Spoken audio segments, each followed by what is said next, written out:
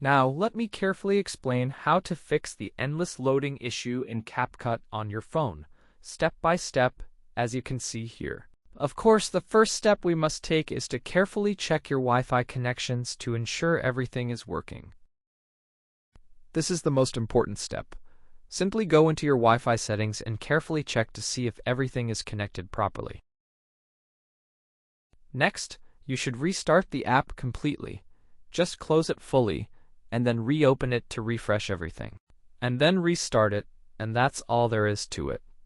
You can even try deleting it and reinstalling. And after that, you can certainly try restarting your phone, but consider how much time you have available for this. If you have the time, you simply restart your phone to refresh everything effectively. This clears the stuck processes, and after that, you can also try using a VPN to see if it resolves the issue effectively. You can enter without a VPN, then turn the VPN on and off. You might also try freeing up space on your device for better performance.